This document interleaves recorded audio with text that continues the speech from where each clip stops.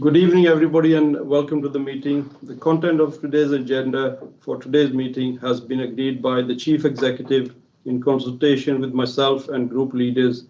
There is a late and urgent item regarding the allocation of seats, which has been circulated and will be considered after Agenda 5.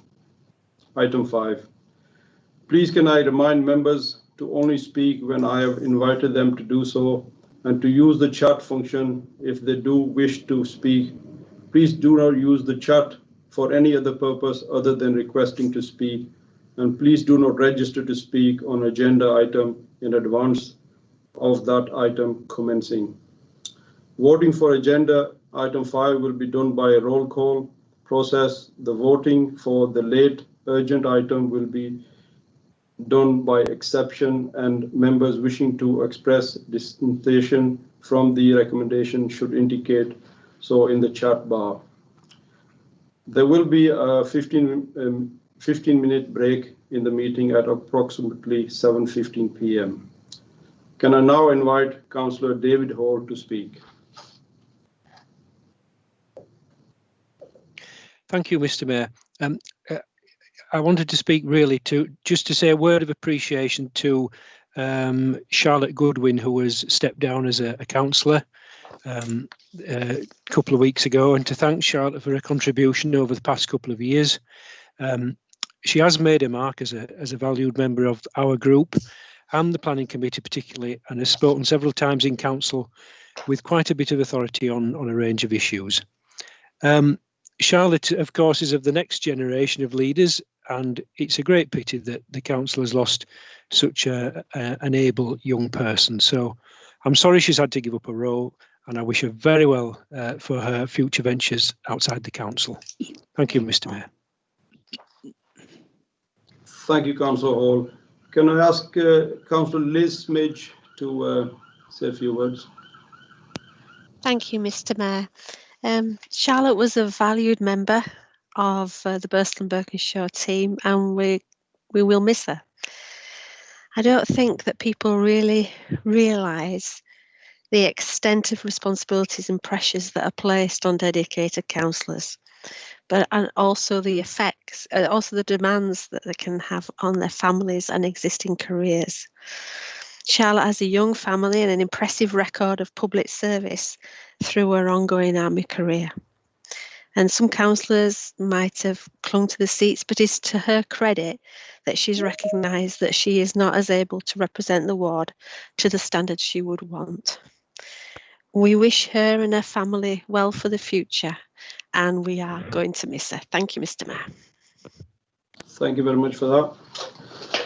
Item 2, can I ask the group business managers to advise if there are any further apologies or absence?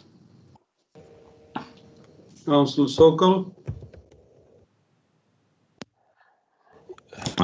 Yeah, Mr. Mayor, only apology I got from Councillor Manisha Kaushik. Thank you. Councillor John Taylor. Thank you, Mr. Mayor. The only apologies we have are from Councillor Richard Smith.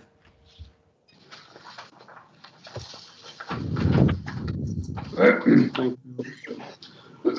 Moving on to item 3, I move that the minutes of the meeting held on 21st October 2020 be approved as a correct record. Is that seconded? Seconded. Thank you. Item 4, that's carried, thank you. Is that carried? Yep. Yeah, thank you. Yeah, comes up here. Thank you for that. Nearly missed that out. Item 4, does any member wish to declare an interest in any of the agenda items?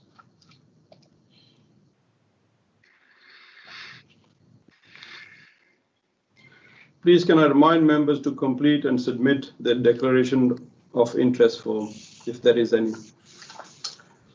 Item 4, to consider, comment and endorse the report to be submitted to the meeting of Cabinet on 26th November with regards to the draft order of the establishment of a mayoral combined authority and associated changes as set out in the amended to devolution deal. Councillor Pando. Thank you, Mr. Mayor. This is quite a big accomplishment in terms of this report being tabled today at full council meeting. It's a huge moment for Kirklees and a huge moment for West Yorkshire. This means that we will have greater power, more resources to not just focus on the West Yorkshire investment, but also to start to put the big infrastructure projects within Kirklees. And especially it's a timely moment that this devolution deal is coming forward with the view to getting a mayor for the combined authority in May on the back of the COVID impact and the recovery which is much needed. Basically, the decision-making powers will be given to the region, West Yorkshire region, and this will shape our future. And rather than decisions being made in Whitehall and Westminster, we will have some freedom and flexibility to have the decisions made at local level. We've all been fighting for the best deal for a number of years, so it's not just myself. Previous leaders have tried their best for a number of years, and it's an honour to actually be representing Kirklees and be part of the signing of the deal and taking this forward on behalf of Kirklees Council.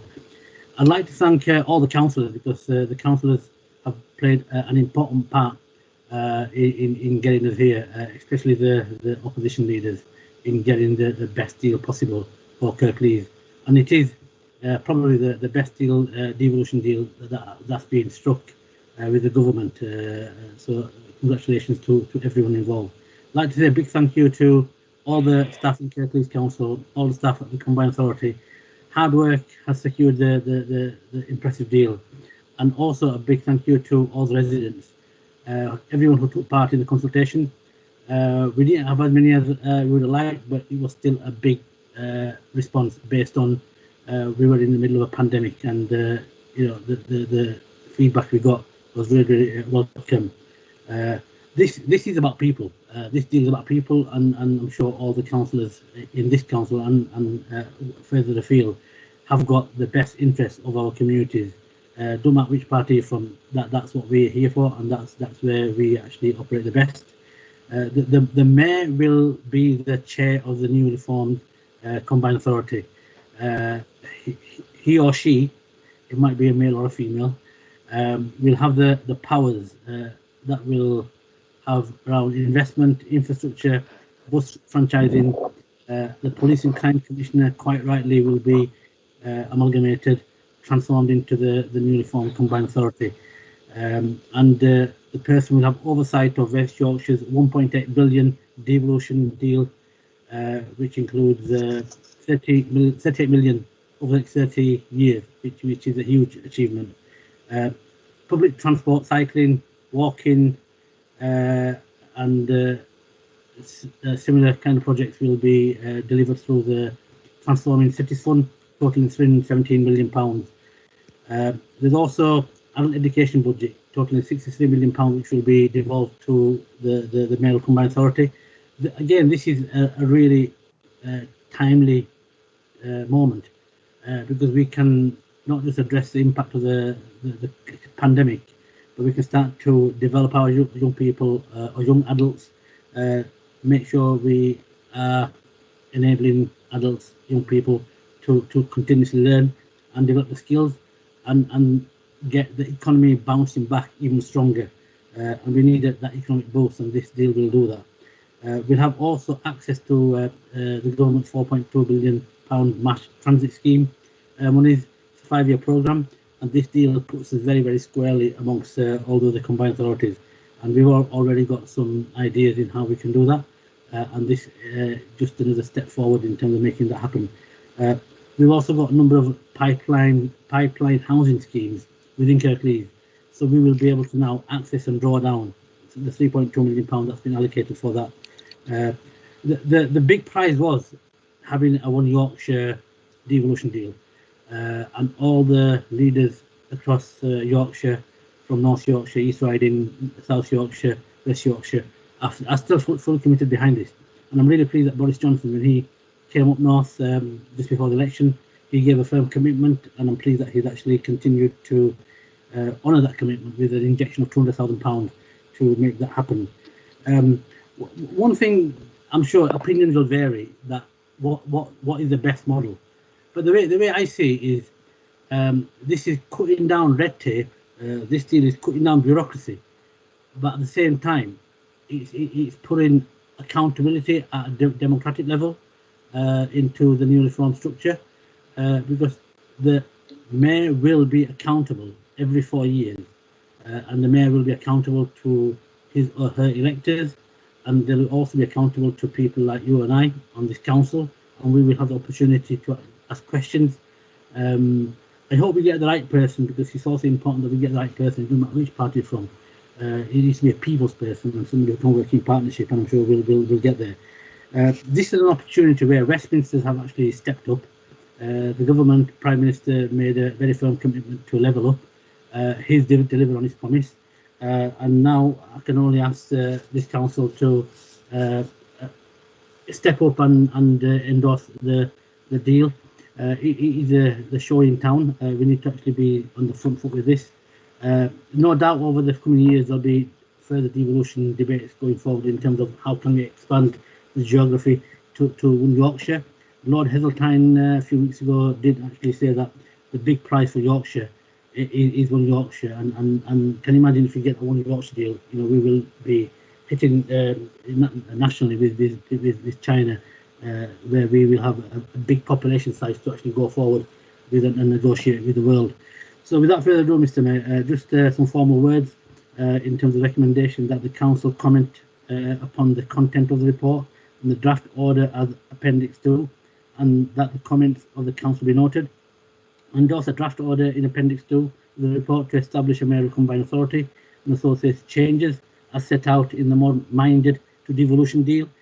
3. Note the updated timetable as set out in Appendix 2 of the report and the next steps, which are subject to the consent of constituent councils and combined authority, to the order that the Secretary of State will lay the order in Parliament in December 2020. 4. Note that the Corporate Governance and Audit Committee are currently considering proposed governance and reporting arrangements between the proposed mayoral authority and the council.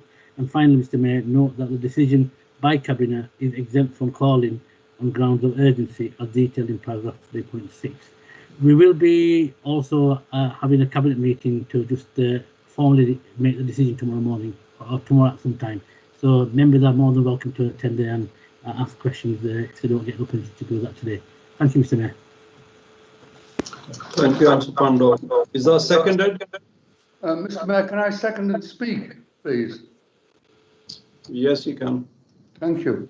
I agree with Shabir. It's quite an achievement what was obtained from the government. But the government's obtained our conformity to its proposals by making total capital allocation to the sub-region for a decade conditional on support for its imposition of a mayor. To achieve so-called devolution on this basis masks the government's indifference to local involvement and its underlying intent to retain central control. Even Michael Heseltine, the architect of this mayoral model, now concedes that regional structures are the necessary foundation on which to base devolution. All the major European countries have a system of government that recognises tiers of power and responsibility. The system is not one of tolerating devolved structures. It is one based on a belief in subsidiarity. That is to say that decision-making should take place at a level which people can understand and relate to, and that exchange of views between local, regional and national government isn't wasteful. It adds to the quality of decision-making. When decisions are referred to a level where they're fully understood and can be effectively managed. We see this work in management arrangements to control the current pandemic. The government has wasted a fortune involving so-called managerial expertise to bring in and distribute supplies and applications. The net result has been chaos and belated recognition of the need to fall back on local government systems that work. So essentially, if we want to operate a test and trace system, we need to apply local government structures. If we want to immunise the population quickly and effectively, you use the tried and tested local government system. By the same token, to operate strategic planning, transport, housing, and provision of infrastructure, you need to operate on a tiered basis, with each level understanding and respecting the role of subordinate or superordinate partners, which together make up the national provision. Government forgets that all provision of transport, housing, electricity, gas, water, and public health was first provided by local government, and that its role remains central to all of our services. So we wish the mayoral system well as a stepping stone to achieving genuine devolution, with which the public can identify and, importantly, fully understand, which currently, most obviously, it does not. Thank you for that. The recommendations have been moved and seconded. Are there any comments?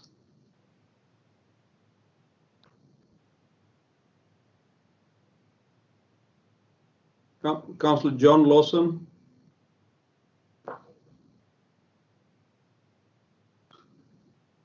Councillor John Lawson, can you unmute, please?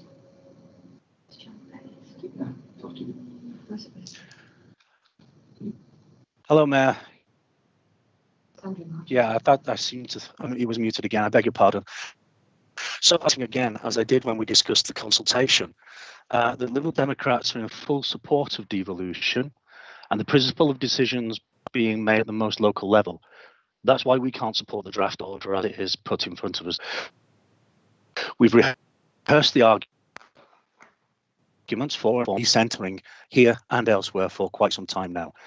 But there are a couple of points to add today.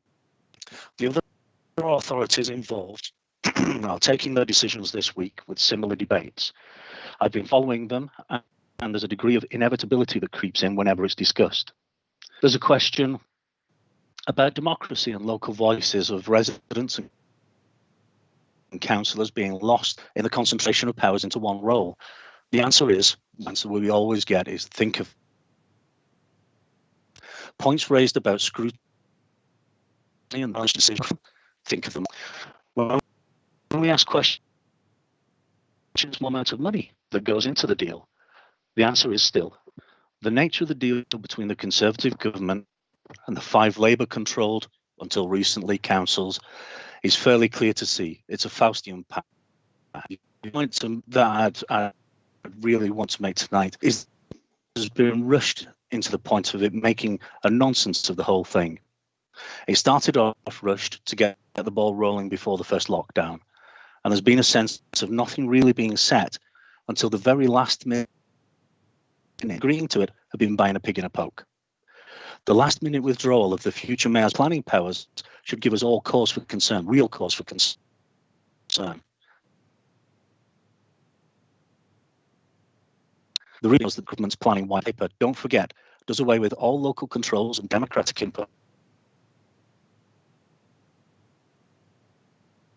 The fact that this left-hand, right-hand fumble has led to minute rewriting of the deal.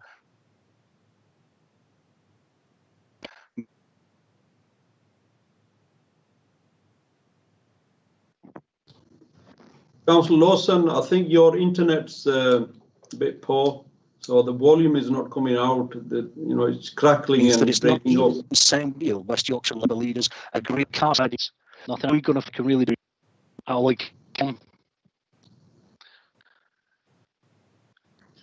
So once this goes through, I have no doubt that government will use the deal to wash its hands of us for the next decade, and we'll be stuck in our own backwater, fighting over crumbs with no say in what happened on our doorsteps. While that's happening, Yorkshire Liberal Democrats will be fighting to make West Yorkshire devolution into a meaningfully democratic Yorkshire-wide devolution, publicly informed and accountable. Thank you, Mayor. Thank you, Councillor Lawson. Councillor Lawson, I think there's something wrong with your internet and it was breaking up. So, you've said I think some of the stuff that we couldn't hear. Well, thank you for your contribution. Councillor Anthony Smith. Thank you, Mr. Mayor. Okay, despite Councillor Pandor's assertion that this is the best devolution deal that has been agreed so far, I take issue with that. I think it actually looks like one of the worst devolution deals that has been offered to any region by the government. And localisation and devolution are in the DNA of the Liberal Democrats, but this is just a bad deal. By its own admission, the draft order is missing two significant areas, planning and highways, and there is little on economic development. The fact is that the only new money on offer is just £38 million a year. And when this is spread across the West Yorkshire Combined Authority, this will have little real impact. The deal, however, will inevitably mean some rising council tax to pay for the new posts and the additional layers of bureaucracy. How can there be less bureaucracy? In short, this is a bad deal which shifts accountability from central government without actually devolving any significant powers to the combined authority. It's devolution in name only. If I could finally just ask for clarification on a point in the report. The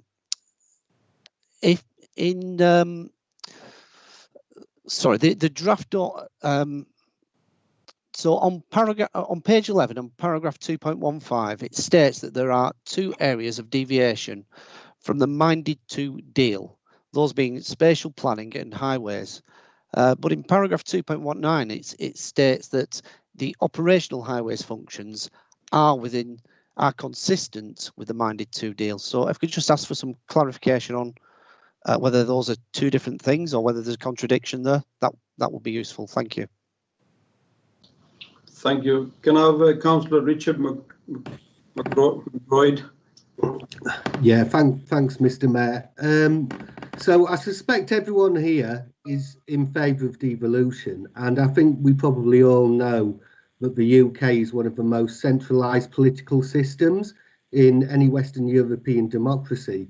And, you know, we see that all the time as councillors, both in terms of the council's powers and its finance. So, you know, I'm sure all of us agree that anything that brings power closer to the people has to be welcomed. But, Mr. Mayor, when I've read these papers really carefully, and it's built on the agenda as West Yorkshire devolution. But the more I read these papers, actually, the less that this settlement actually appeared to be devolution, as I would understand it. And I just want to try and explain that a bit, because any form of devolution worth its name would have a number of things in place. And the first, it would have meaningful powers, probably including some legislative ones like the Scottish and Welsh devolution.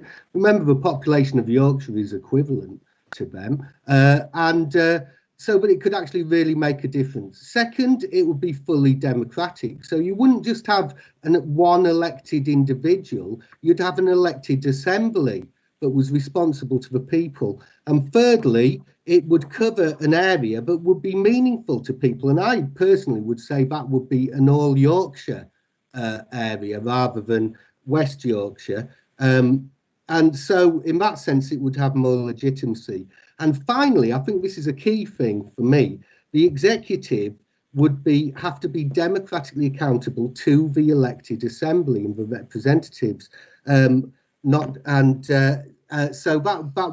are the kind of criteria I would expect to see in any devolution settlement. And I have to say, so it's with real regret and with disappointment, it's pretty clear that, you know, the proposals we're looking at tonight don't actually meet those. And I just want to say there's a bigger issue here as well, because all of us know that there's a growing feeling among ordinary people that the political system, that democracy just isn't working for them anymore, and that politicians are increasingly out for themselves, that they put their party interests over the interests of the public, and they kind of often make exaggerations or don't tell the truth. And you know, I mean, obviously, I think a lot of those ideas are unfair. But nevertheless, it's crucial that any constitutional change that we make has to be sound and it has to be well thought through. So otherwise, it's going to fail to get popular support and it will lack legitimacy. So it matters that this deal does not give the sorts of powers needed for genuine regional self-government. It matters that the proposed elected mayor will not be held to account by a directly elected assembly. Instead, will be by an indirectly appointed mayoral authority, and let's face it, of politicians, and probably at this time, probably drawn from the same political party by and large as well. So that's another accountability issue, potentially. And it matters that the finances of that authority won't be really sufficient and will still be ultimately under the control of central government. So I think there's a massive danger, if not an inevitability, that this settlement is actually going to further fuel cynicism and disengagement with politics and not bring people closer.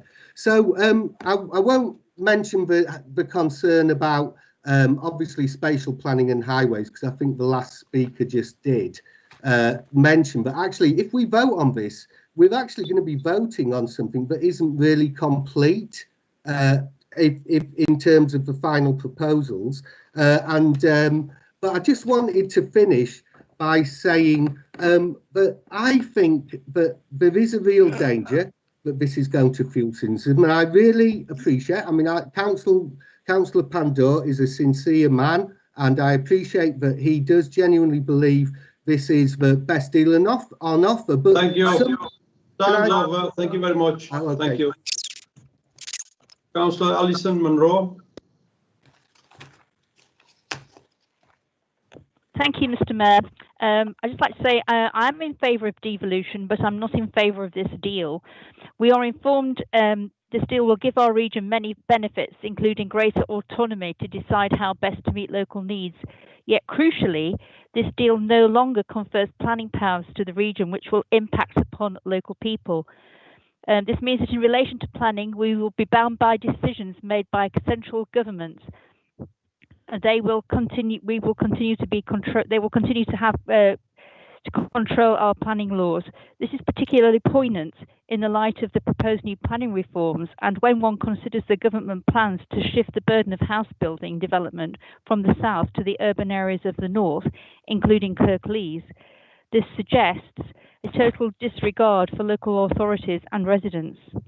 So here in the future, residents and councillors' voices will be stifled, and we will be forced to have our areas further developed, such as Almonbury and Lepton, where we already have 9 sites set aside for new houses. The situation will impact upon local authorities, who will be responsible for ensuring the government's plans are implemented, leading to disillusionment amongst the electorate. While this deal will unlock some long-term funding, residents will face an increase in council tax. There is no doubt then this is devolution, but it is devolution at a high price, and the residents of this authority are being sailed down the river. Thank you. Thank you. Councillor Martin Ball, please. Thank you, Mr. Mayor. I think there's been some good contributions already. A couple of comments, if I may. The leader quite rightly paid tribute to our residents who've responded. But I must express my disappointment that we don't have the opportunity to see those responses for ourselves today when considering this. It is said that in section 4.1 that the results must be submitted to the Secretary of State, and I presume that Kirklees Council have been collating the responses which have come from the Kirklees populace. So could I ask for a promise from the leader that before Cabinet meeting tomorrow, those responses from the Kirklees residents will be circulated to all members, so we have sight of what our residents have to say about this. I think, you know, in making a decision, we should be informed by the residents' concerns. Councillor Murgatroyd made a good point just now. He talked about tonight's vote, and looking at the report before us, and indeed the proposal in second, Section 6 refers to recommendations, and those are cabinet recommendations. They are not recommendations that this council is being asked to make. So at the moment, Mr. Mayor, as it stands, there wasn't a proposal from the leader, a second from Councillor McBride, or anything that says specifically what this council is being asked to do tonight. So yeah, we are talking here in the paper about cabinet portfolios recommendations, etc., but no recommendation for the. So we need that clarity if we are to vote what we are being asked to vote on. So if I could ask for a promise from the leader to circulate the information requested, and clarity from the leader or chief executive about just what we're being asked to vote on tonight. Thank you. Thank you. Councillor Andrew Cooper. Good evening. As Mr. Spock might say to Captain Kirk, it's devolution, Jim, but not as we know it. Powers and some funding pass from a remote central government to a mayor who is tasked with representing 2.3 million people. The mayor's cabinet will be formed of old-style Labour leaders and token appointees from other parties. This does not look like real devolution to me. It looks like business as usual, the status quo, and no change, particularly if we end up with a Labour mayor dealing with Labour council leaders. It could have been so different. If Labour had not negotiated so poorly with government, why not an elected assembly like London has to hold the mayor to account there? Why not a meeting of all councillors in the region to debate and agree or not the mayor's business plan and budget? Why do we go from an elected police and crime commissioner to an unelected, highly paid political appointee as deputy mayor? Why have planning powers that would have been devolved by government being shelved with no real explanation by government and no challenge by Labour? Could it be that this undemocratic, unaccountable structure is exactly what Labour want? Simply changing the name on the door from West Yorkshire Combined Authority to West Yorkshire Mayoral Combined Authority, with no need to make any other real changes whatsoever. We need a mayor for West Yorkshire who is independent of both Conservative government and Labour council leaders and beholden to neither. We need a mayor who will seek to engage directly with the communities of West Yorkshire so they feel they have a real say on how the mayor will seek to transform our communities, protect our environment, and generate thousands of skilled green jobs. If all the people of West Yorkshire see from their mayor is a continuation of Labour's road building and widening programmes and support for airport expansion, then that will not make people's lives better. It will not reduce carbon emissions and will not deliver a zero carbon West Yorkshire, whatever the Labour Party says. A mayoral combined authority can be a real catalyst for positive change, establishing a green building fund to ensure all public sector capital projects are built to the highest energy efficient standards, driving the same high standards in the private sector and providing a pipeline of work that will support the vital reskilling of the construction and architectural workforce, giving secure and worthwhile jobs to hundreds of thousands of people. And instead of simply accommodating traffic demand with more roads and wider roads, using that funding to support greater public transport investment and safe, secure cycling routes, linking our communities, towns and city centres. There is some very positive work being done by officers in the West Yorkshire Combined Authority on addressing climate change and real commitment. But the contradictions caused by their political leaders needs to be addressed, and a Labour mayor simply won't do that. So this is not the political arrangement we would choose, and we are disappointed in the deal Labour has struck with the government. Equally, we recognise that with different leadership, it could make a real difference to the people of West Yorkshire. The deal is really a take it or leave it deal. It is not a genuine choice. So along with our Green colleagues on Leeds and Bradford councils, we'll be abstaining on this motion, but actively working to achieve positive change for all our communities across West Yorkshire. Thank you. Thank you. Councillor Andrew Marchington. Yeah, thank you, Mr. Mayor. Yeah, just echo some of the comments that have been made by colleagues. Very disappointed in the deal that is on the table. As a number of councillors have said, it's devolution, but not in a way that anybody recognise, I mean, that wonderful phrase that Peter McBride used about subsidiarity. Decisions being made at the right level, in as close to the local people as possible and as appropriate. You need some decisions to be made at a local level, a regional level, and a national level, and that just doesn't work well in the United Kingdom. And what Richard Murgatroyd said about what does devolution look like and should like, and this isn't it. We've got examples of proper devolution in the United Kingdom, the Greater London Authority, where you have an elected assembly that can try to hold the mayor to account. Scotland, Wales and Northern Ireland. What always concerns me about this is it's piecemeal. This must be there's half a dozen deals so far. How does this work in terms of the total politics of the United Kingdom? And it's the classic move of every authoritarian government to use regions and pit region against region to control the situation. That appears to be what is happening here. Richard Murgatroyd also said we are one of the most I think we're one of the most centralised democracies in the whole world, let alone Western Europe. I really picking up on the mayoral model. Shabir said we can hold the mayor to account every 4 years. I'm not sure even with an elected assembly we can do that. Boris Johnson, as Mayor of London, appears to have made one or two decisions which are highly questionable, for which he has not been held to account. Funding for funding that's not gone through the proper procedures. He would not have got away with that in local government. He would have been held to account by his colleagues, and we're just not seeing that. So what we do need is proper devolution to areas of the United Kingdom, England in particular, that have a good understanding of what's going on. It needs to be about delivering good quality of life, and the whole of Yorkshire model is what we understand the place, and it's about where people live, where people work, how they get from one to the other. And there needs to be a mechanism where we have a proper debate about our local economy. Andrew Cooper's made his pitch to be Mayor of West Yorkshire and talking about green issues. It's not just the Greens who want to talk about that. There's people in the Labour Party and the Liberal Democrats who are really keen on green issues, and we want a mechanism to do that. And we're not going to see that under the current model. But also those of us who want to see, proper control of our local economy. And it's appalling that the largest manufacturing area in the whole of England, I think we've probably heard the whole of the United Kingdom, which is West Yorkshire, is not going to be able to do what it needs to do. We have seen the powers that Westminster government has at its command to deal with a crisis.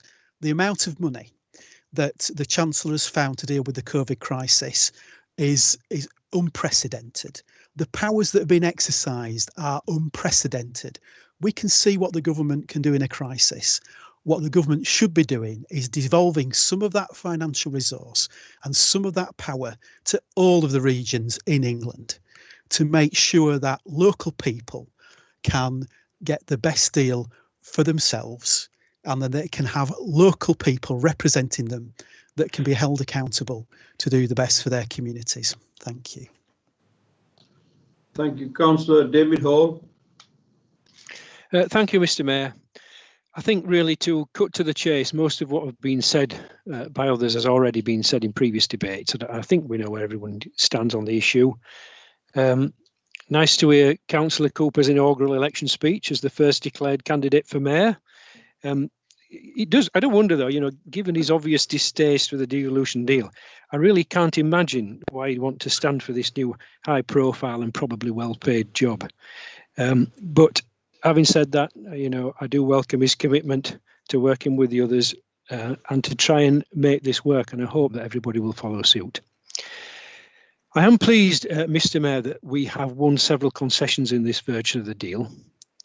Contrary to one or two of the speakers so far, I am very pleased that the spatial planning has been removed from this deal. It's been a concern to very many of us. I welcome it very much, because with it, had it been there, it would have given a mayor the power to ride roughshod over our own planning policies and strategies, and we did not want that. Also, effectively, a veto for the councils over highways development. I'm particularly pleased that the Police and Crime Commissioner will be giving up his powers immediately. I couldn't see any reason why that shouldn't have happened, and I'm glad that's in there. So I do welcome those changes that have been made. It's now a final deal. The deal's on the table. We've got to make a decision. Now, I recognise that there are still many reservations about this form of devolution, and I do share a lot of those sentiments. I'm still uneasy about the timescale of this mayoral election next May, given that we might still be under some form of lockdown or social distancing, and that senior officers have got a lot of better things to worry about. But I think the decision tonight is that crucially, we have to make this simple binary decision. We are requested to either accept or not accept the deal. And that should focus minds. And on balance, I am prepared to accept it. In recognition that there's an extremely good financial package attached to this. It includes a great deal of money for Kirklees alongside the other 4 council areas. And in this regard, we need to ensure that our voice is heard loud and clear to gain our fair share of that extra investment. And we have to hold the leader to account for this. Kirklees must not remain the poor relation of Leeds and Bradford. We will also play our part as an opposition group on the mayoral combined authority in holding the new mayor to account for his or her policies, and scrutiny of this new position must be robust, and I'm sure all opposition groups will enter into that, whoever the mayor may be. So I would urge all members to support this deal tonight, Mr. Mayor, reluctantly if necessary. Thank you, Mr. Mayor. Thank you. Councillor Andrew Pinnock. Thank you, Mr. Mayor. I can't agree with Councillor Hall, I'm afraid, which I will come to in a minute. Nobody doubts for 1 minute that the issues that face a potential mayor of West Yorkshire are considerable.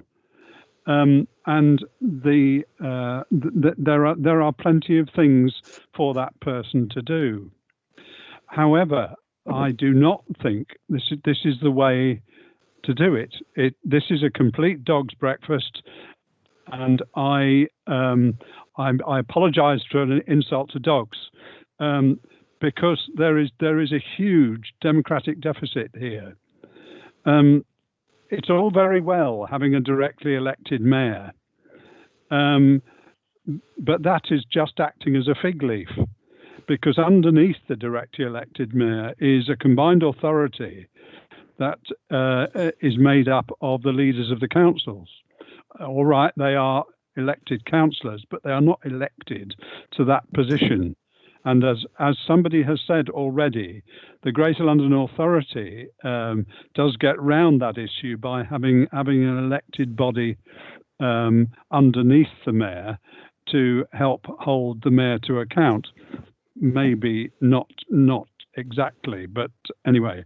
But the other issue is that there is no attempt whatsoever to integrate the existing local authorities with the mayoral system. How are they supposed to work together and to well, if you like, carve out their own roles within West Yorkshire? It would be helpful if we knew what was supposed to happen. And there is one big hole in all of this. If people would care to look at the statutory instrument that we're presented with, which is a horrible document to have to plough through, but in there, if you look carefully, you will see that all the decisions are made by the mayor as the chair of the combined authority. But all the money that's provided is to come from the local authorities, who appear to have no part in the decision making. Now, I just think that is appalling. we will all agree that the local authorities as they exist at the moment are not perfect, but they are reasonably close in the shape of the ward members to local people. Local people can relate to their ward members and get some sort of interpretation as to what's going on.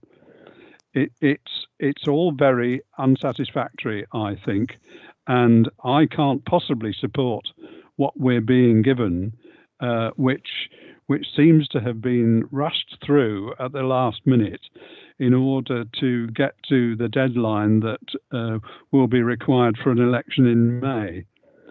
And one of the worst things, I think, it just shows the tone of the whole thing, is the letter that appears at the end of this paper, a letter from a government minister to the council leaders, and it addresses them by their first names. I didn't know that they were friendly with this government minister. Maybe this is something we need to be told about, but I find it a little bit sickening that letters are sent out in that way, as if they are all mates together. No, I can't possibly support this, I'm afraid. It's hopeless. Thank you. Thank you for that. Councillor Farquhar.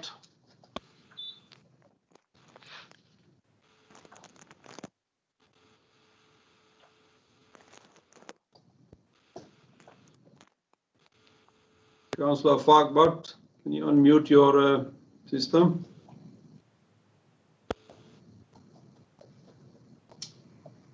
Probably it's not there. Right. We'll go to the next one. Councillor Charles Greaves. Thank you, Mr. Mayor. I'm a big fan of devolution, and I really do believe in pushing those powers down from national government into the regions and down into districts too.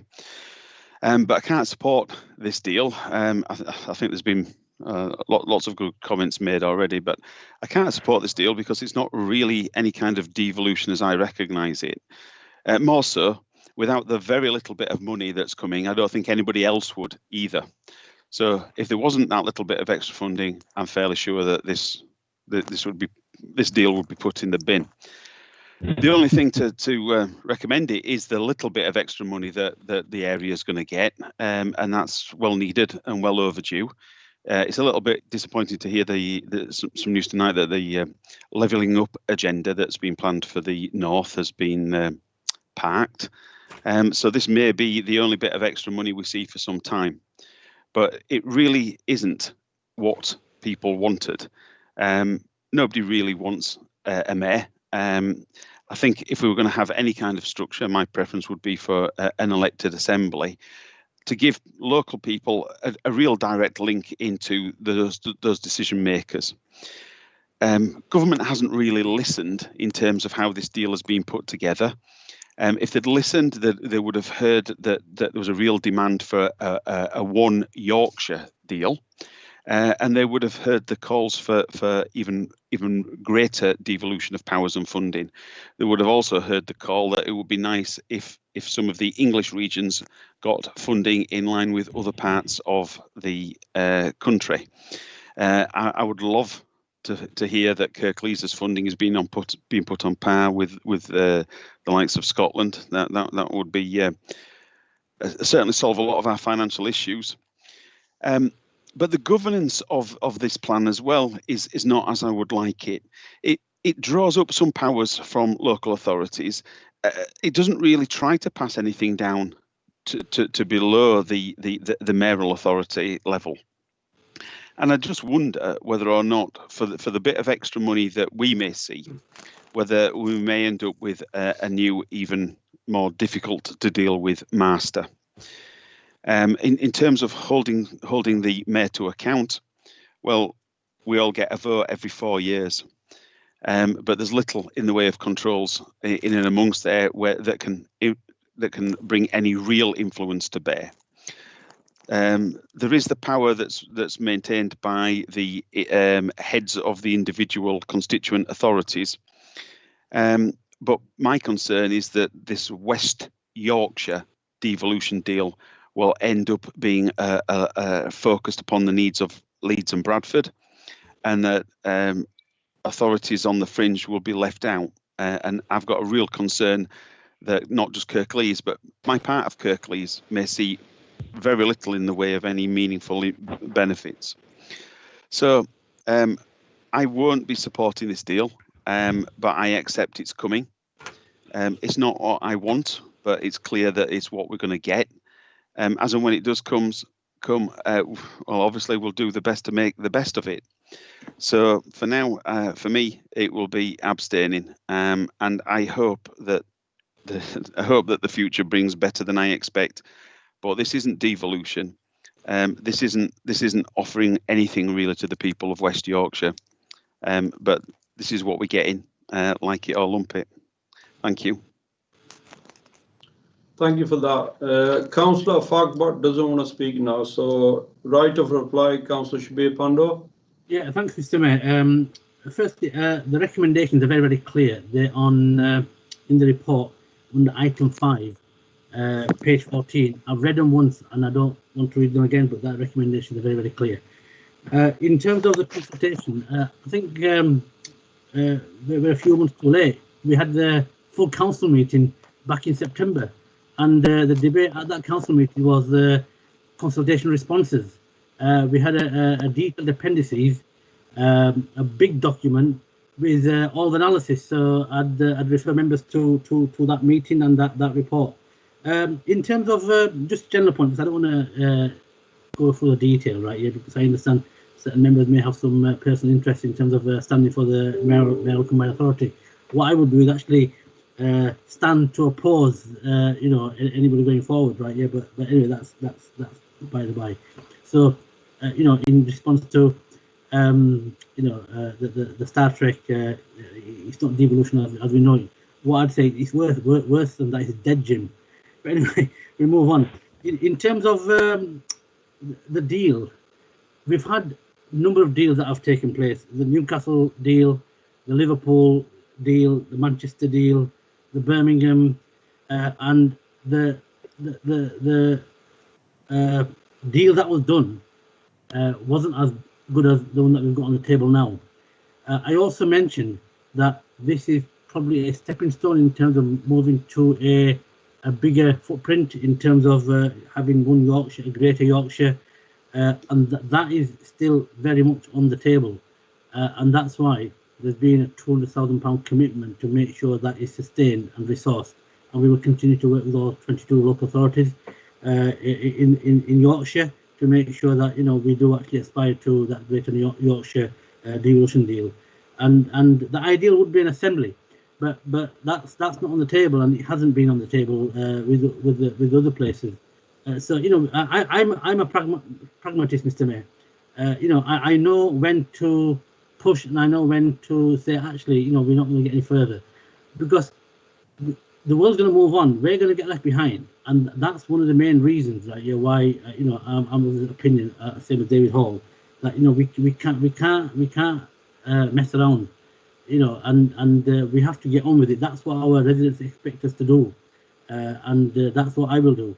So I don't want to go into the individual details about what could we do, what couldn't we do. I think we tried our best, and let's go to the vote, Mr. Mayor. Thanks. Thank you very much for that. We now move on to the vote. Thank you, Mr. Mayor. Members, if you could please indicate for, against or abstain. Councillor Pandor. For. Councillor David Hall. Councillor David Hall. For. Councillor Lawson. Against. Councillor Cooper. Abstain. Councillor Greaves. Abstain. Councillor Ahmed. For. Councillor Akhtar. For. Councillor Allison. Abstain. Councillor Armour. For. Councillor Asif. For. Councillor Bellamy. For. Councillor Bolt. For. Councillor Burke. Against. Councillor Butt. For. Councillor Dadd.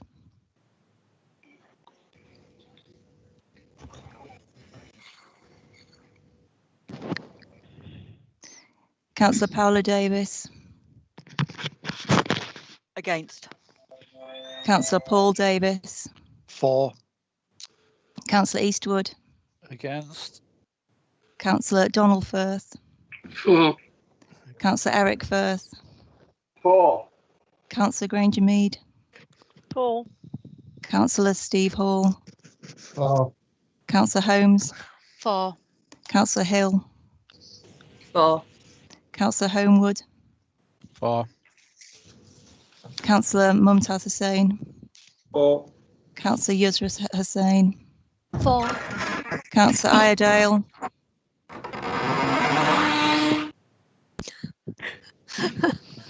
Try that one again. Councillor Iredale.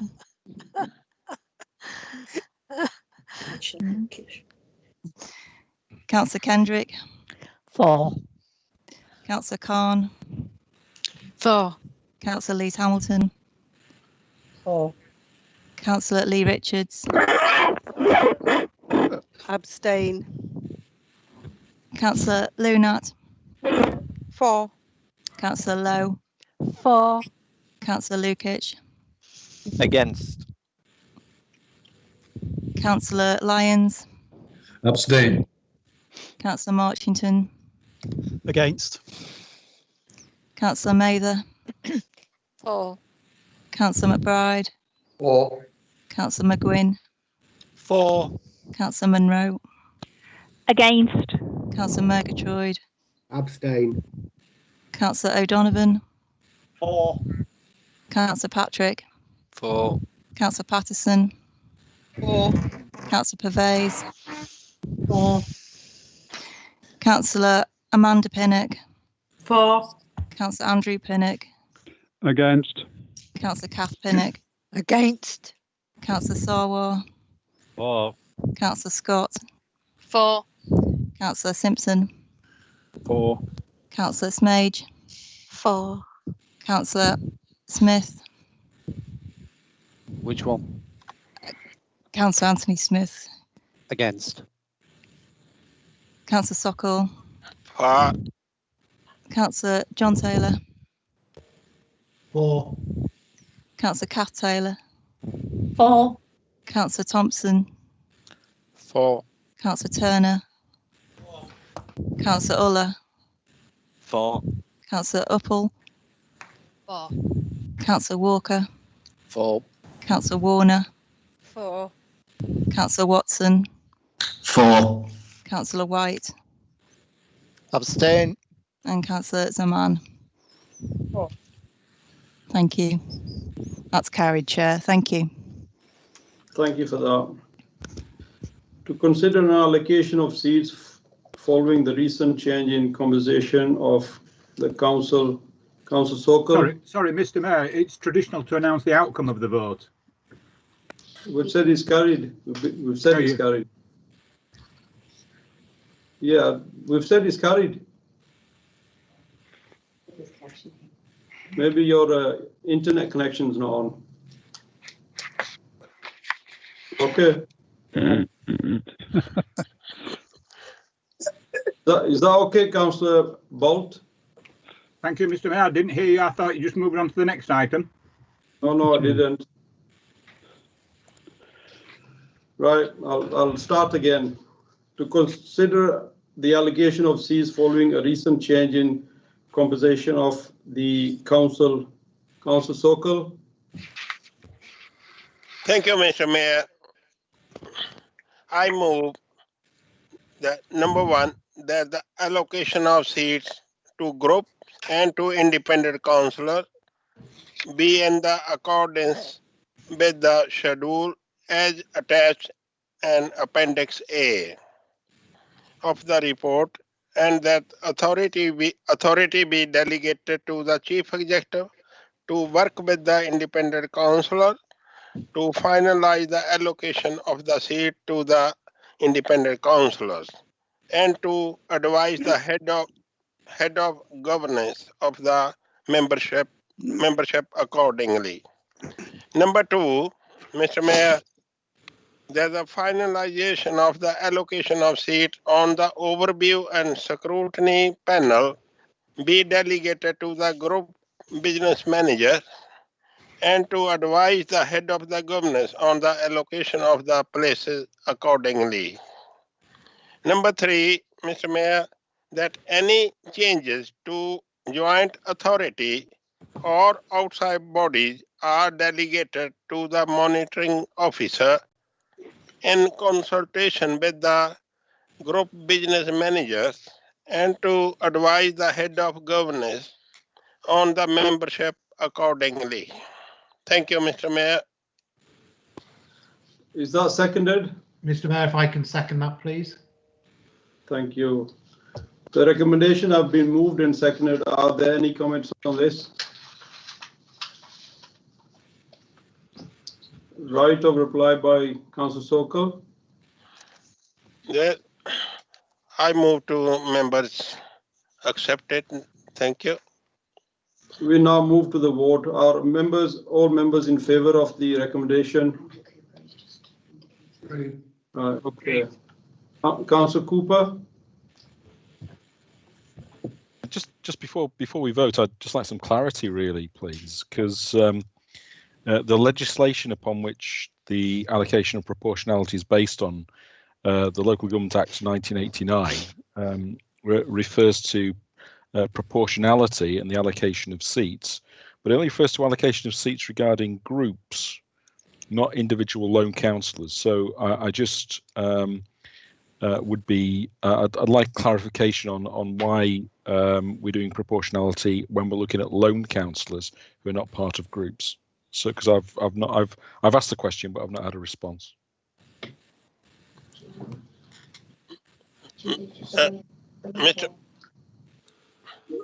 Mr. Mayor, I think. Go on, Sokal. Sorry. Go on, Councillor Sokal.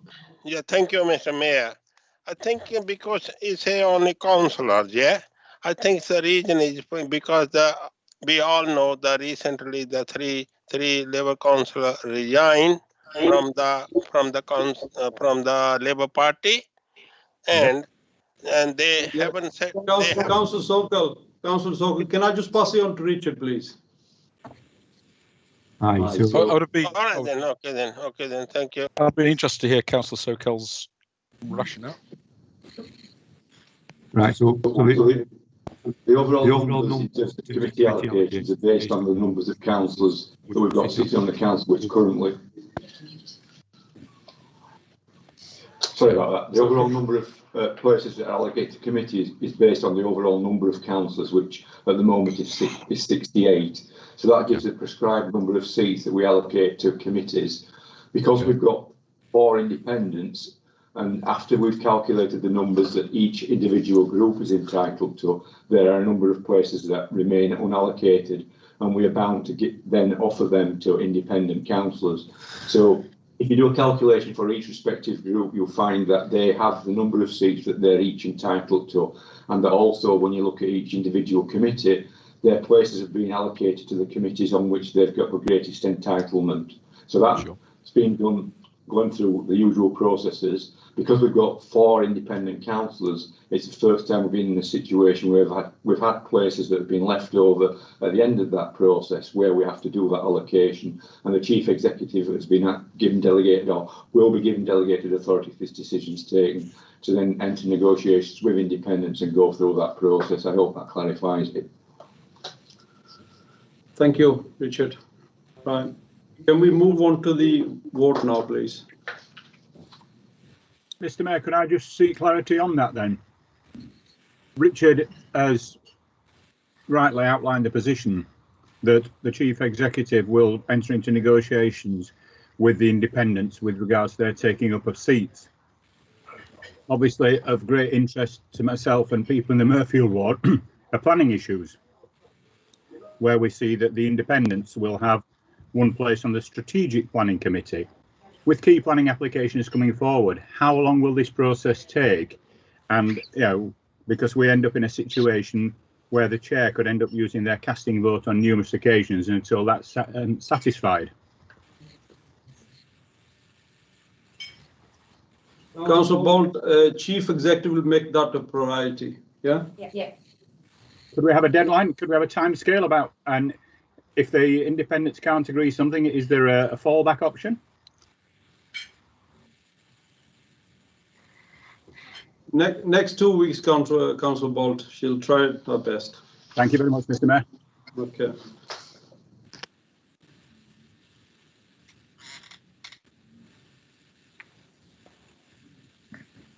Andrew Marchington, Councillor Andrew Marchington. Yeah, thank you, Mr. Mayor. While we're discussing the issue, I think I'm happy with the procedure that's been outlined, particularly putting the this in with the business managers to discuss that. I think Andrew Cooper raises a really important point about independence in this situation. As I understand it, you know, we know that the significant numbers of independents across the country, they do tend to organise into a group wherever they might be. And if you look at local government association, there is a independent lead in that situation because they are organised. So in the situation on Kirklees Council, we have the Home Valley North independents who are organised into a group, and you can work through Charles Greaves.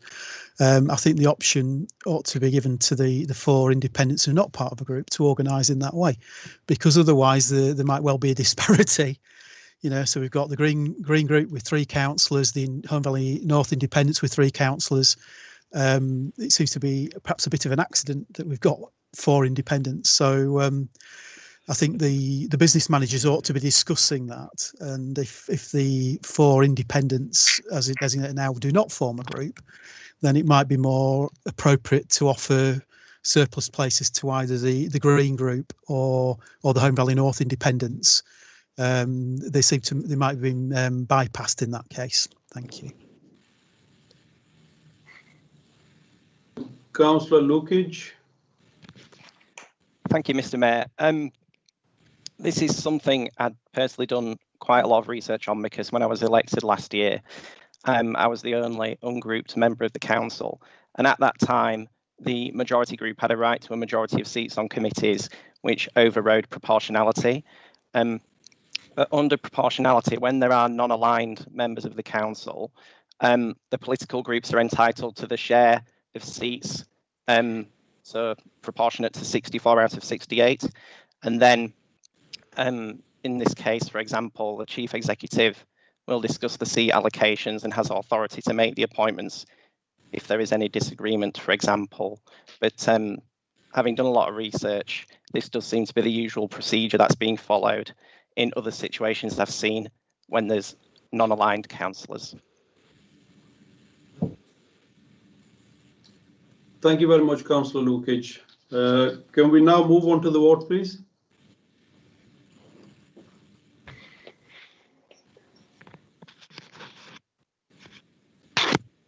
Mr. Mayor, you're voting by exception, I understand, rather than roll call.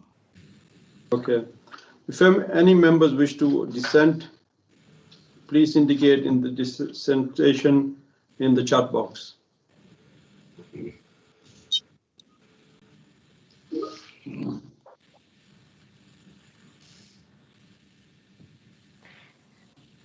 Yeah, that's carried. Thank you.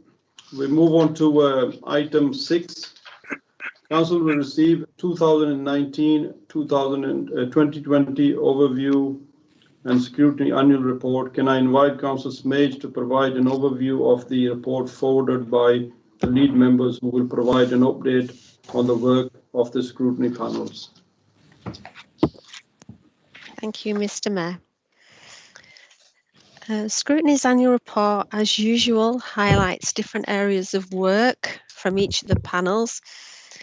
Our work during the 1920 year has included some pre-decision scrutiny, which is an area where we feel scrutiny can really add value.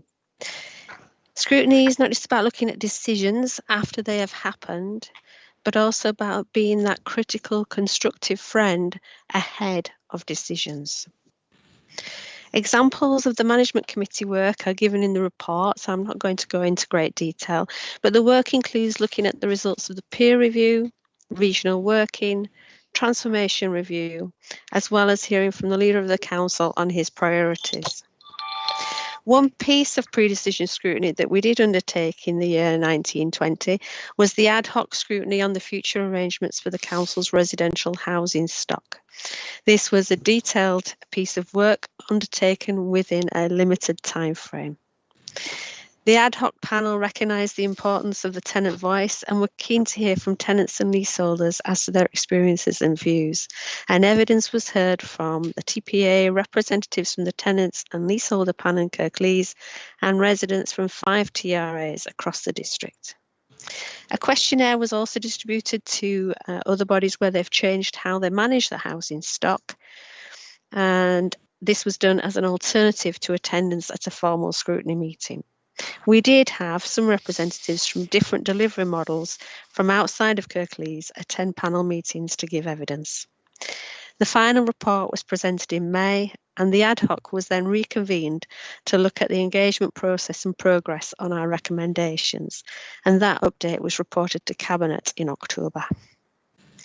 Like all of council committee meetings, public scrutiny meetings were paused for a while, but we managed to get them running again as soon as the technology and support was in place. The work over the past months has included public meetings and informal meetings, and I would like to thank everyone involved in scrutiny and those that give technical support for their commitment and hard work in ensuring that our scrutiny process continues. Scrutiny is essential for good governance, with politics being left at the door. The lead members will give their own updates from their various panels, but I understand that Councillor Zaman is not feeling very well, so is not able to give her update. But I would like to thank her and all the members of the Health and Social Care panel, both councillors and co-optees, for their work over the year. Mr Mayor, I'd like now to ask Councillors Cooper, Uppal and Marchington to give updates from their panels, and then I will conclude. Thank you. Thank you. Councillor Cooper.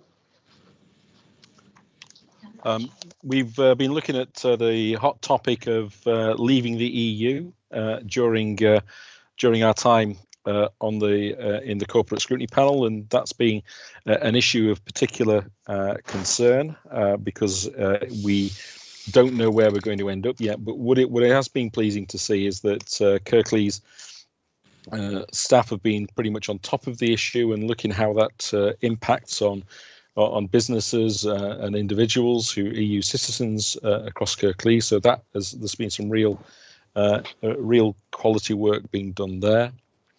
We've also looked at the people strategy, and obviously during a pandemic, recruitment and issues like that become taken up in a much different way. But the authority's not being held up really by that, and it's been good to see that the authority has been carrying on work in that area. And we've continued to look at corporate performance and the work that's going on there to ensure that that even during this time that we're keeping a handle on those areas, on the areas of corporate performance, and particularly when we don't know precisely where we're going to end up in terms of finances for the council. So it's been an interesting time on the corporate scrutiny panel, and I'd like to thank all the members of the different groups who've and also the independent members who've been part of that panel. Councillor Uppal. Thank you, Mr Mayor. And can I firstly start off by thanking all the panel members and also our co-optees who have done a wonderful job. I also want to thank Lee Webb, who's our governance officer, and also reiterate the support that we've had from our IT teams to make sure that we've been able to do the work that we can through the COVID pandemic. So thank you to everybody involved.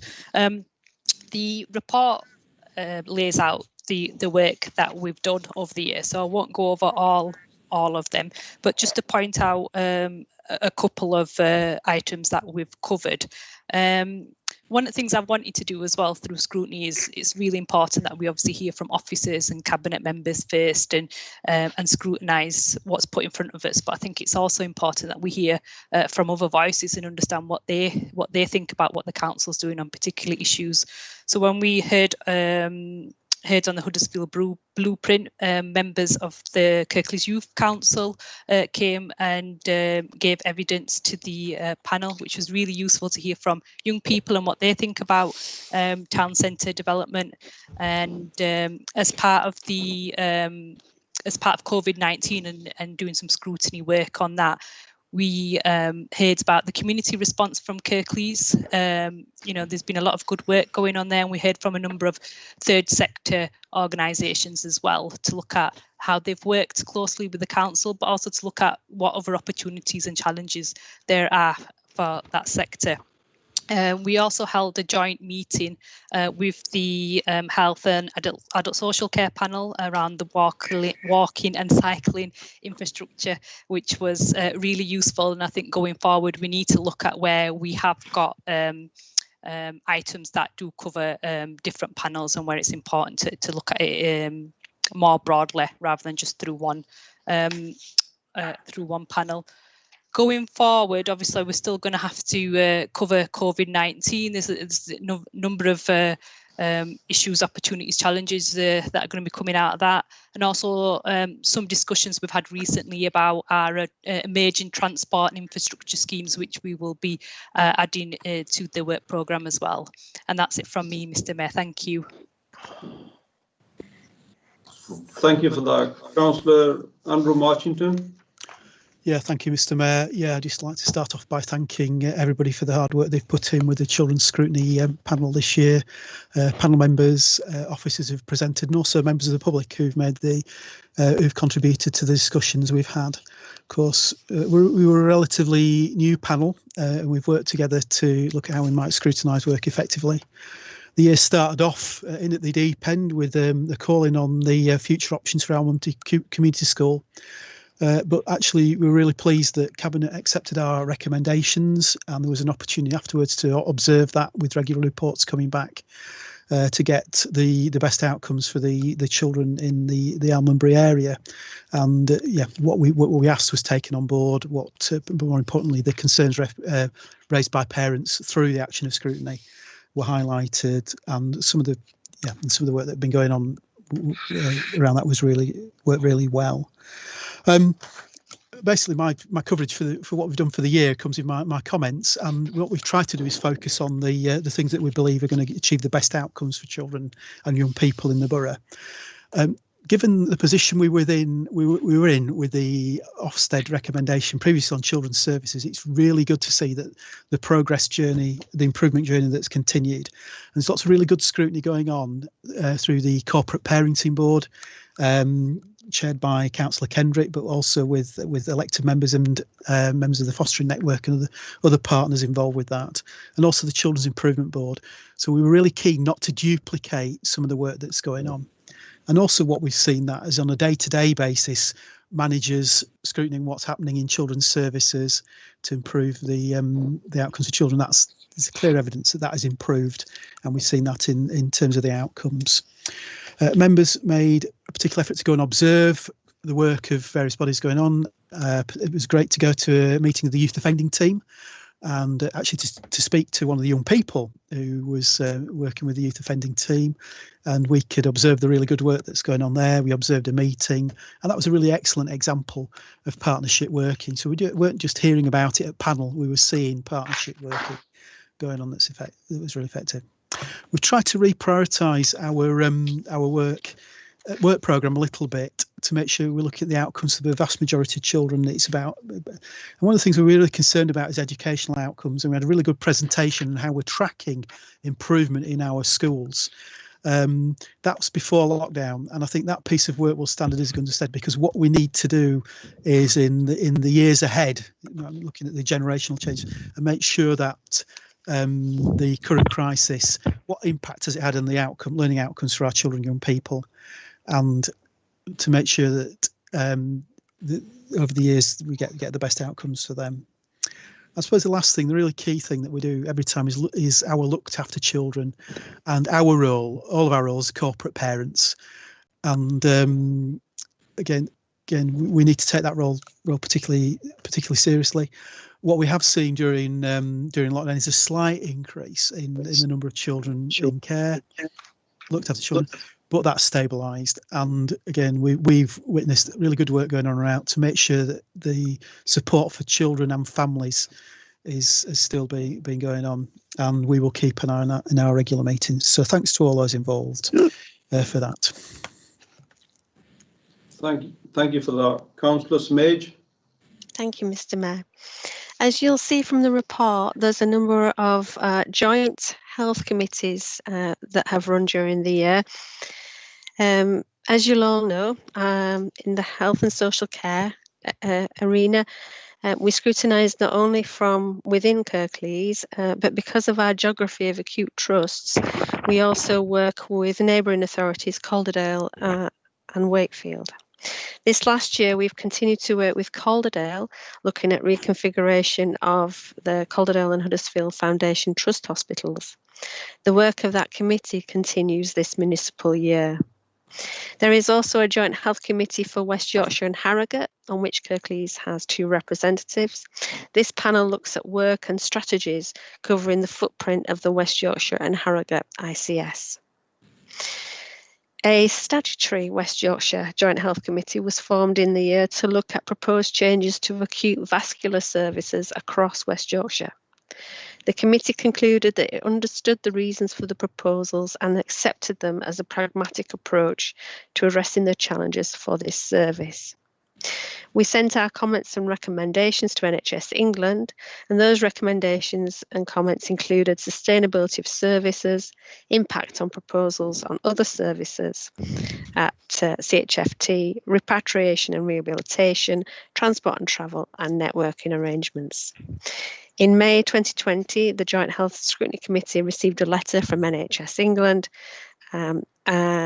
and confirmed from the North East and Yorkshire, confirming that it had approved the proposals and accepted the recommendations made by the Joint Committee. This committee has now concluded its work. Finally, Mr. Mayor, my thanks to lead members, committee members across all our scrutiny committees, the co-optees whose valuable contribution we cannot be without.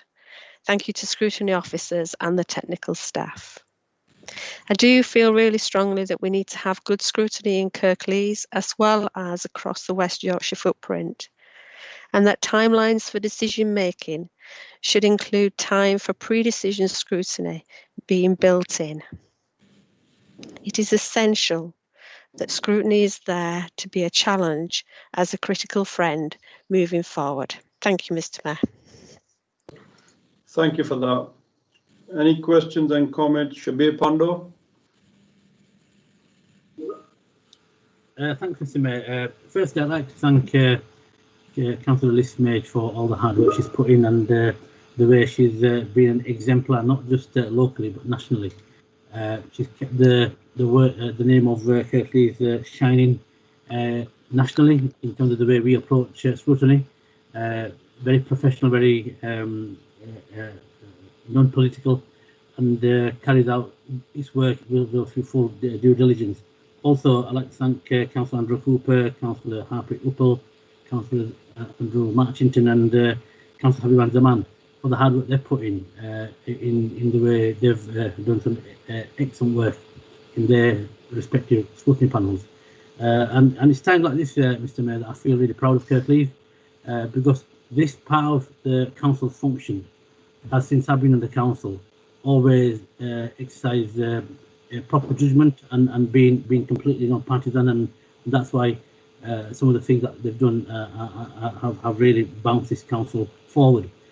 Just to give you an example, in terms of place-based working, that was always a difficult transformation that we undertook. But I think that the place-based working is an opportunity now in terms of the way we've actually developed the local plans that have been approved at the council on the back of the excellent work we've seen the voluntary and community sector do in addressing the pandemic. And mental health is going to be a massive issue as we move forward. That's a silent killer. I was at an all-party parliamentary group and that's one of the things I said, and hopefully Scrutiny will continue to add value to what we're doing. The corporate peer challenge, again, that was a big piece of work that we carried out, and Scrutiny's role in that was completely vital, and we really took on the advice and recommendations, and it came to full council. The children's improvement, which Andrew talked about, without having proper robust scrutiny and proper people who understand their role, it's more difficult, and to come out of special measures is testimony that our scrutiny processes have actually worked and continue to work. So once again, thanks very much for everybody involved. And lastly, and these are just examples that have come in my mind, so my apologies if I've missed anything, but everything that you've done has been great. But the Almo, the work we did around the Almo, that was a very big piece of work, and the way Scrutiny carried out their due diligence and their deliberations and the debate, that was really important that we had that external scrutiny, and I'm also pleased that they will continue to have input into the work we are doing around the Almo as we move forward. So once again, thank you to everyone involved in scrutiny. It's much appreciated. Thank you very much. Thank you for that. Councillor Nigel Patrick. Thank you, Mr. Mayor. Thank you for your reports. Question for Councillor Smage. What proportion of the recommendations made by Scrutiny have been implemented, not simply accepted by Cabinet, but actually implemented? I ask the question because I know from experience that Cabinet is very good at accepting recommendations, but not always very good at implementing them. Thank you. Councillor Smage. Thank you, Yeah, Mr. Mayor. I'll come in at the end. Yes, thank you. Yeah, that's fine. So Leslie Warner. Thank you, Mr. Mayor.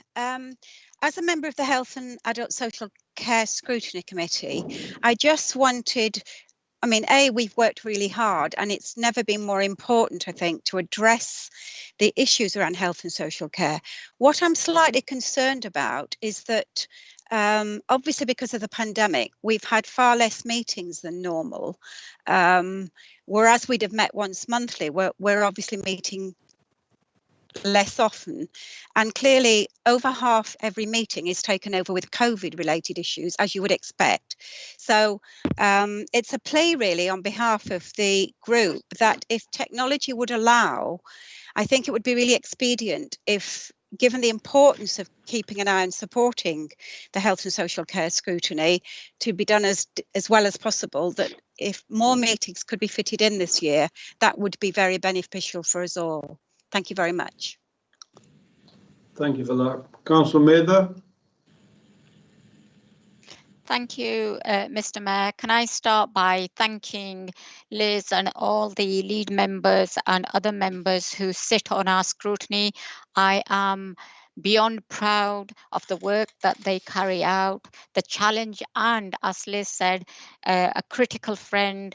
It's well appreciated. As Cabinet member, I have come before majority of the panels and have always benefited from their advice. And I just, whilst I'm talking about it, so the advice isn't only accepted, it becomes policy, and often, if possible, is enacted.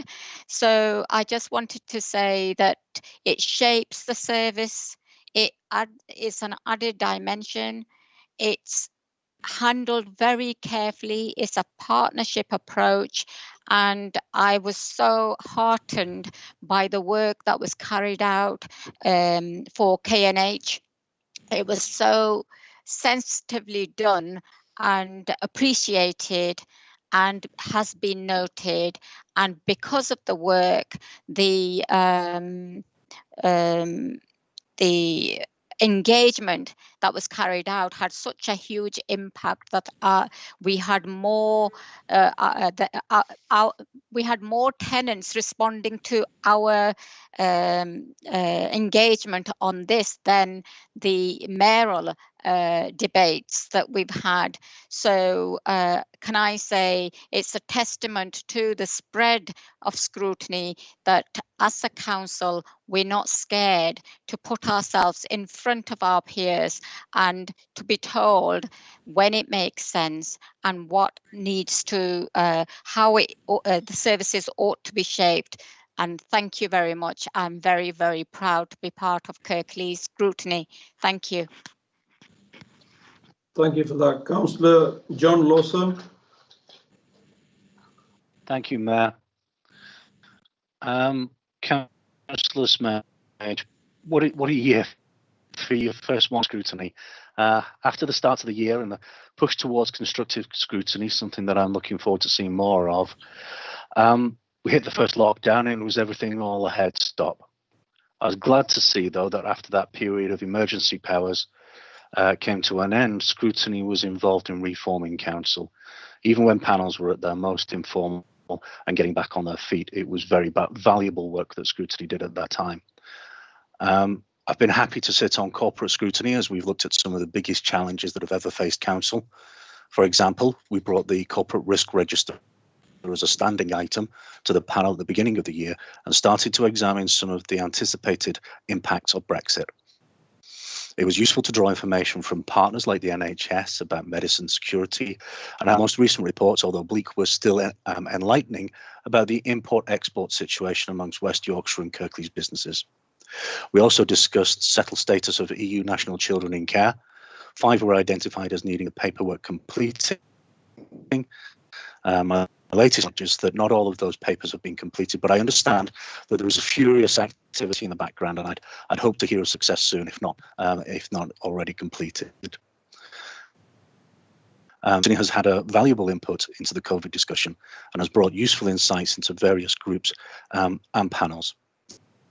I'd warn against waiving call-in too many times, but these are extraordinary times that we're in at the moment, and often there have been time-sensitive issues, so I kind of didn't need to tell you that, and it wasn't really for your benefits, so please take that in the spirit that it was given. Thank you for the work you and your fellow scrutiny members have done this year under extremely trying circumstances, and thank you to the co-optees who have also taken part. Thank you for that. Councillor Alison Munro. Thank you, Mr. Mayor. I'd just like to say a few words in relation to Almonbury Community School. I've noted the report on future options for the school, where the council was reassured there was capacity in the system and the decision to close secondary provision at the school went ahead. However, following closure of secondary provision, the situation is really far from ideal. The plans to extend King James's School still need approval. Meanwhile, pupils who started at King James School in September are being taught at Almonbury Community School in the former secondary buildings under the King James School banner. Being taught in a school on 2 sites can impact upon children's education, and it can be disruptive. Some of these children have already had their education impacted and disrupted due to the reconfiguration of Almonbury Community School. And it is vital that their education in those buildings does not continue indefinitely. Additionally, the council continues to pay the PFI as the former now semi-vacant secondary buildings with no clear plan that we are aware of for their future. So I'd just like to say I just hope that the decision to close the school is really worth it in the end when you look at all the disruption to young people's lives this has caused. Okay, thank you. Thank you for that. Councillor David Hall. Thank you, Mr. Mayor. First of all, I just wanted to say some thanks, particularly to the co-optee members of Scrutiny. I remember when I was chairing a scrutiny panel, the assistance which the co-optees gave to that panel was absolutely invaluable, because they brought an insight which we didn't have. and sometimes an independence, which was occasionally lacking. They do a great job for us, and we ought to be really thankful to them for their involvement with scrutiny. The second one, I just wanted to highlight the work of the ad hoc panel, which was looking into the model of provision of council housing. And to say that I think this really is a good way, a paradigm really of conducting scrutiny. And that is because it added value to the decision. Because of the terms of reference, because of the work it did before the decision, and because of the reports that it brought to the Cabinet before they made each step of the decision, it meant that very pertinent information and considerations could not be ignored. They were there for all to see, and they were there for the Cabinet to see. We work in local government, where of course reports are written by the officers on behalf of the administration, for the administration, for them to take their decisions on. And this shows us that scrutiny can do its work before a decision, do it very well, and bring all sorts of other considerations to the table, which can then not be ignored. And it's a very valuable way, and I do hope we see more of that kind of scrutiny. Thank you, Mr. Mayor. Councillor Martin Bolt. Thank you, Mr. Mayor, and thank you to colleagues for their overview on things. I'd just like to pick up on a couple of comments that Councillor Mather made, if I may, and welcome them. Councillor Mather said that Cabinet have not only accepted recommendations, but they've become policy, I think was the actual wording.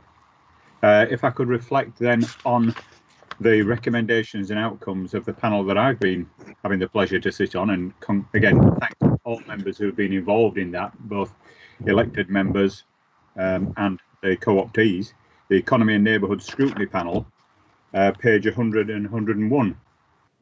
The outcomes there, if we look at the elements for walking and cycling, that the panel recognised the importance of involving expert groups and wider stakeholders in collaborating on walking and cycling routes. I'm not aware that this has actually become practice or policy for the many cycling groups that we have in Kirklees to be invited to contribute to developing the networks, as it says. In particular, when the Cabinet have launched a consultation on the Bradley to Brighouse cycle route, a £2.4 million project that's currently just finishing consultation. I'm not aware that the walking and cycling groups were invited to be part of that. Another outcome under the green space policy bear reflection is that the panel quite rightly highlighted that where we build greenways in Kirklees. Councillor Mather, yeah. Councillor Mather, have you got? Can you explain this? Personal explanation, please. What? Well, No, is she going to make a response when I've finished, Mr. Mayor? Just one second, Councillor Bolt. Councillor Mather. all I wanted to say is just because you don't get it in black and white, it doesn't mean it's incorporated. And some of these things take time, scheme by scheme. And when we're talking about consultation, it includes everybody. You don't have to get group by group and sit down and talk. And you do realize that we're in the middle of a pandemic, and any engagement face to face is very, very difficult. So as we go through the process, we will be talking to people. Okay, so thank you, patience, Councillor Mather. please. Thank you. Councillor Martin Bolt, you can carry on now. Thank you, Mr. Mayor. And that was one of the most tenuous, if not at all, points of personal explanation I've seen. That was an attempt at a rebuttal. A point of personal explanation is when somebody is misunderstood. I didn't misunderstood. And for policy to be something to become policy in the council, it will be proposed by a democratic body such as Cabinet.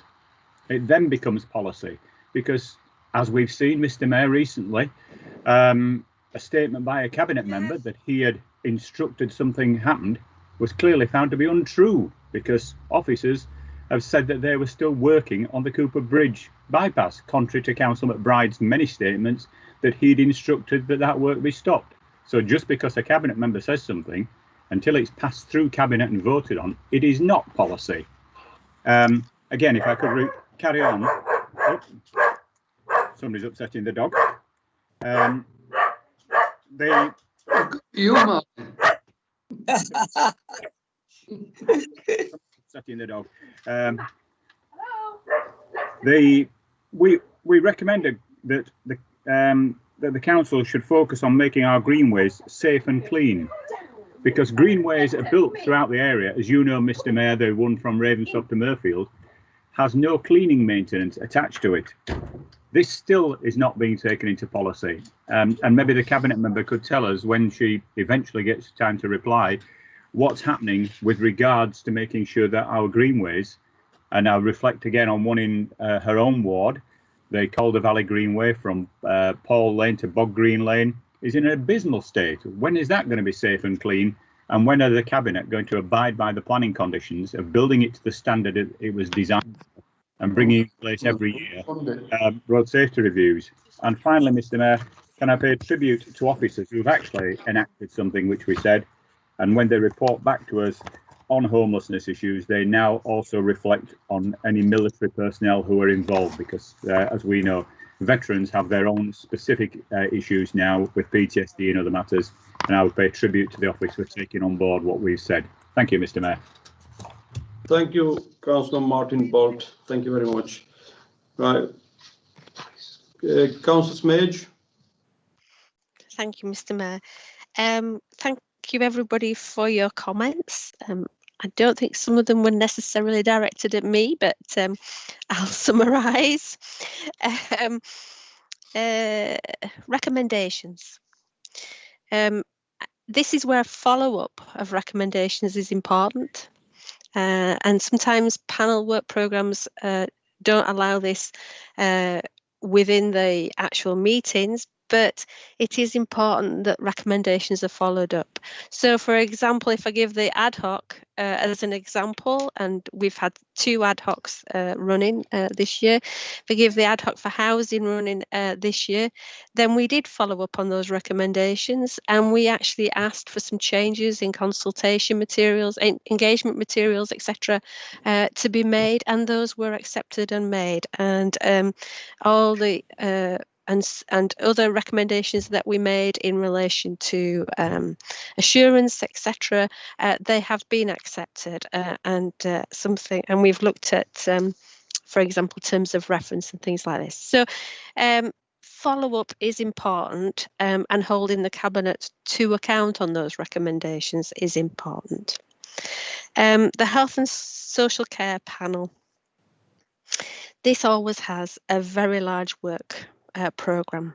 There is a lot of work in this panel, and I think it's no secret that I would like more airtime for scrutiny to be able to hold more meetings. And I know that the Health and Social Care Panel are going to be looking at their work programme in the new year.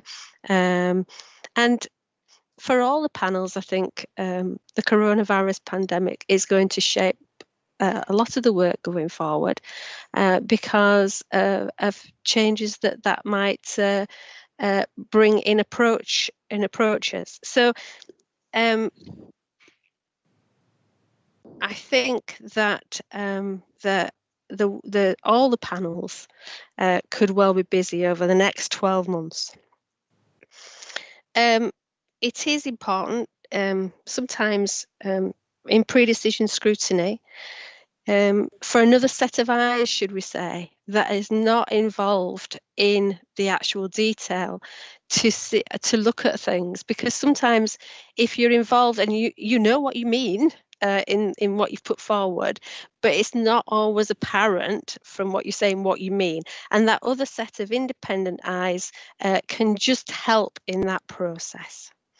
The waiving of calling, yeah, well, I don't like doing it at all. there has been times this year when some time-sensitive issues have the time for calling has had to be waived. For instance, when Cabinet have made decisions on money for businesses, and the businesses have needed that money making available, then the time period for the waiving of the call-in has been needed. But I have asked that things go to the next scrutiny panel to be looked at, so that there is still scrutiny of what is being proposed. That is not missed at all as a way forward. And the co-optees, yes, absolutely essential with their specialist knowledge and their independent views. And I think I've probably summarised all the points there, Mr. Mayor. Thank you. Thank you very much. That brings us to the end of the meeting. We haven't got another meeting next month. So Merry Christmas to you all. Happy New Year and keep safe. Thank you.